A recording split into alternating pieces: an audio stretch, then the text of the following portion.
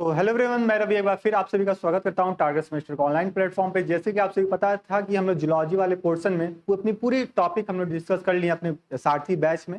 ठीक है, अपने पूरी कॉन्सेप्ट को डिस्कस कर लिए वन बाय वन। अपने सिलेबस में जितने भी टॉपिक देकर रखे हुए थे वो सभी को पढ़ लिए हैं। अब बारी है अपनी एमसीक्यू को सॉल्व करने के लिए, प्रैक्टिस पेपर को सॉल्व करने के लिए।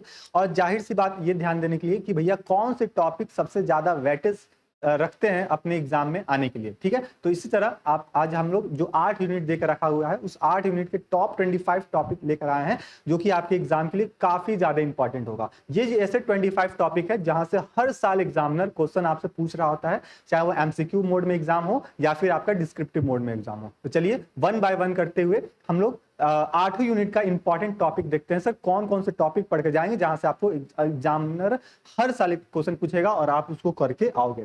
खैर, सबसे पहले हम बात करते हैं सर यूनिट नंबर 1 की। यूनिट नंबर 1 की बात करते हैं तो यहाँ पे अपने क्या क्या पढ़ के जाना है सर। यूनिट नंबर 1 में आप ट्रांसक्रिप्शन पढ़ के जाइएगा, आरएनए पॉलीमरेज पढ़ के जाइएगा, step of transcription in eukaryote और प्रोकैरियोट। ये टॉपिक यानी 3 टॉपिक आप यूनिट नंबर 1 से पढ़ के जाइएगा तो आपका कंप्लीट सभी क्वेश्चन आपको यहां से मिलने वाले होंगे। ठीक है, आई होप कि आप इसका नोट्स भी बना लिए होंगे अपने थ्योरी वाले क्लासेस से जुड़ के। ठीक है, अभी बताते हैं और बातें। यूनिट नंबर 2 की बात करते हैं तो यहाँ पे आप जेनेटिक कोड पढ़ के जाइए, काफी इंपॉर्टेंट होता है सर। जेनेटिक कोड से हर बार क्वेश्चन पूछे जाते हैं। एलेनिन वेलेनिन फर्स्ट जेनेटिक कोड कौन सा था, है ना, स्टार्टर कोडोन कौन सा होता है, स्टॉप कोडोन कौन सा होता है, यहाँ से एमसीक्यू क्वेश्चन आपसे पूछे जाते हैं। ठीक है, नॉनसेंस कोडोन कौन से होते हैं। ठीक, राइबोसोम क्या होता है सर प्रोकैरियोटिक में राइबोसोम और यूकैरियोटिक का राइबोसोम में क्या क्या डिफरेंस है, ये सारी बातें हम लोग अपने थ्योरी वाले क्लासेस में पढ़े हैं, समझे हैं, अपने नोट्स को भी प्रिपेयर कर चुके हैं और साथ ही साथ हम लोग रिवीजन भी कर रहे हैं। ठीक है, ये बात आपको पता है। तो हम यूनिट नंबर 2 की बात करते हैं तो 2 टॉपिक आप पढ़ के जाइएगा सर, जेनेटिक कोड और राइबोसोम के बारे में।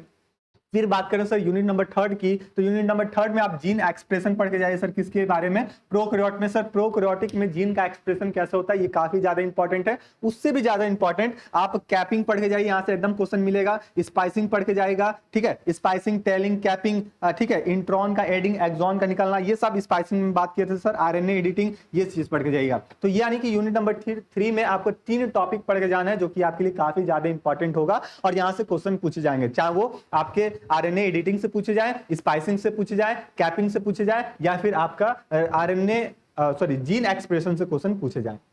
यूनिट नंबर 4 की बात करते हैं तो यूनिट नंबर 4 में आप पढ़ के जाइएगा पोस्ट ट्रांसक्रिप्शन मॉडिफिकेशन। बहुत इंपॉर्टेंट ये टॉपिक है, पोस्ट ट्रांसक्रिप्शन मॉडिफिकेशन। हर साल एग्जामिनर यहां से क्वेश्चन आपसे सामने पूछ रहा होता है। फिर उसी तरह हम बात करते हैं sir gene silencing. Gene silencing हो गया, आरएनए इंटरफेरेंस होगा जिसको हम आरएनए-आई के नाम से जानते हैं, यहां पे भी स्टार लगा लीजिएगा सर। ये हर साल एग्जामिनर क्वेश्चन पूछता है आपके से यूनिट नंबर 4 से। तो यूनिट नंबर 4 में आप 3 टॉपिक पढ़ के जाइए sir, RNA silencing, gene RNA interference, gene silencing और पोस्ट ट्रांसक्रिप्शनल मॉडिफिकेशन। ये इंपॉर्टेंट रहने वाला है आपके एग्जाम के पॉइंट ऑफ व्यू से।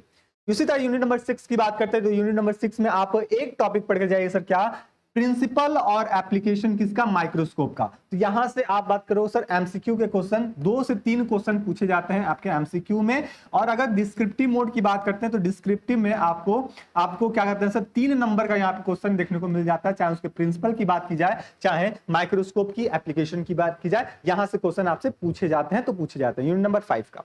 बारी आती है सर यूनिट नंबर 6 की। यूनिट नंबर 6 में आप सेंट्रीफ्यूगेशन पढ़ के जाइए, आपको क्वेश्चन मिलेंगे। क्रोमेटोग्राफी पढ़ के जाइए, क्वेश्चन मिलेंगे सर। यहां से एकदम इंपॉर्टेंट है, कुछ मिले या ना मिले, क्रोमेटोग्राफी से क्वेश्चन मिलेगा, सेंट्रीफ्यूगेशन से पेपर मिलेगा। पेपर और कॉलम ये दोनों में से अल्टरनेट करके एग्जाम में पूछ रहा होता है, या तो पेपर पूछेगा या तो कॉलम पूछेगा, है ना। तो दोनों आप पढ़ के जाइएगा, ये आपके लिए इंपॉर्टेंट रहेगा। एचपीएलसी भी इंपॉर्टेंट होगा। और इसके बाद आप गैस क्रोमेटोग्राफी पढ़ लीजिएगा और थिन लेयर क्रोमेटोग्राफी, इसके बारे में एक बार सरसरी नजर देख लीजिए, क्योंकि क्रोमेटोग्राफी का कोई भी ऐसा कोना नहीं होता जहां से एग्जामिनर क्वेश्चन ना पूछे आपके एमसीक्यू में। ठीक है, एग्जांपल भी इसका बेस्ट एग्जांपल पूछे जाते हैं, जैसे मोबाइल फेज क्या होता है, स्टेशनरी फेज क्या होता है ना, इल्यूट क्या होता है, सॉल्वेंट क्या होता है, ये सब के ऊपर आपसे 1 लाइन के क्वेश्चन पूछे जा सकते हैं। ठीक है, तो इसके लिए एकदम तैयार रहिएगा। यूनिट नंबर 7 की बात करते हैं तो स्पेक्ट्रोमीटर से क्वेश्चन पूछे जाते हैं, इंस्ट्रूमेंट से। बीड लैम्बर्ट लॉ इंपॉर्टेंट है, क्वेश्चन पूछे जाते हैं। पीएच मीटर, पीएच स्केल, ये इंपॉर्टेंट क्वेश्चन पूछे जाता है। बफर सॉल्यूशन आप केमिस्ट्री में भी पढ़ कर रखे थे, तो बफर सॉल्यूशन से क्वेश्चन पूछे जाते हैं। और काफी इंपॉर्टेंट रेडियो ट्रेस टेक्निक, ये क्या है सर, नया टॉपिक है, तो इस साल आपके एनईपी में ऐड किए गए ये टॉपिक, तो हो सकता है इस साल आपके एग्जामिनर ये टॉपिक से क्वेश्चन पूछ ले 1 नंबर का, है ना, 1 नंबर का एमसीक्यू आपसे क्वेश्चन पूछ ले कि रेडियो ट्रेस टेक्निक में हम किसका इस्तेमाल कर रहे होते हैं, या फिर इसका मैकेनिज्म या फिर इसका प्रिंसिपल क्या होता है, एमसीक्यू में 1 नंबर का पूछ सकता है। ठीक है, तो इसके लिए भी एकदम तैयार रही है, क्योंकि यहां से क्वेश्चन एग्जामिनर दे सकता है रेडियो वाला। ठीक है, तो यूनिट नंबर 7 हो गया। अब बारी आती है सर यूनिट नंबर 8, जो कि अपनी लास्ट यूनिट होने वाली है। सर या यहां से कौन कौन से टॉपिक पढ़ के जाएंगे, तो पहला आप इलेक्ट्रोफोरेसिस पढ़ के जाइएगा, पॉलीमरेज चेन रिएक्शन जिसको पीसीआर करते हैं, मोस्ट इंपॉर्टेंट लगा लीजिए सर, क्लास 12 में भी पढ़े थे तो आया था, और बीएससी 3rd सेमेस्टर में आ गए हैं तो तभी भी हमको पीसीआर देखने को मिला, जो कि जेफरी के थ्रू दिया गया था।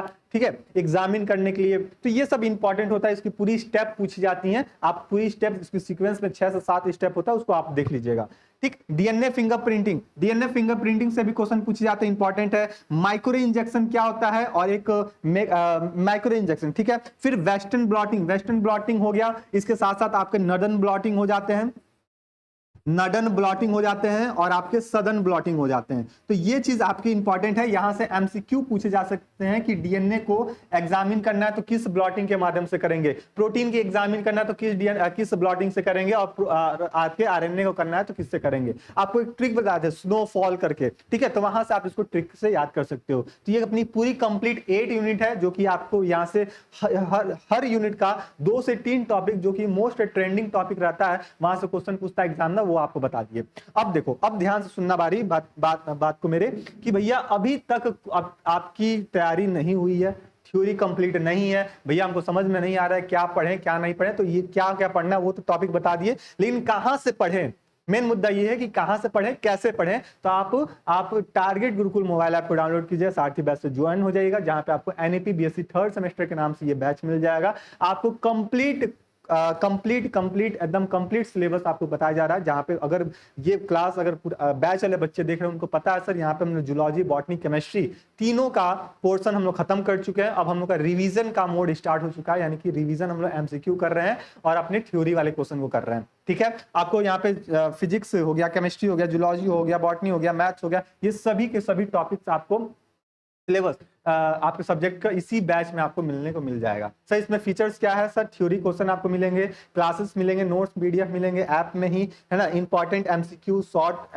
नोट्स, और साथ ही साथ पर्सनल मेंटरशिप। भैया आपको किसी भी टॉपिक पे, किसी भी कॉन्सेप्ट पे डाउट है तो अपने मेंटर से कनेक्ट होइए, ठीक है, और अपने डाउट को सॉल्व कर लीजिए वहां से। ठीक है, काफी अच्छा ये आपका रिजल्ट देने वाला होगा आपका सारथी बैच, जो कि पिछले साल से देता आ रहा है। ठीक है, तो ये सब बातें थी। और एक इंपॉर्टेंट एक और बात कि भैया कई सारे क्लासेस में बच्चे बोलते हैं सर क्लास पता नहीं चल रहा है कब लाइव हो रहा है, कब क्या हो रहा है क्लासेस का टाइम, तो आप डिस्क्रिप्शन बॉक्स में आपका व्हाट्सएप ग्रुप का लिंक दिया गया है, उस लिंक से ज्वाइन हो जाइएगा।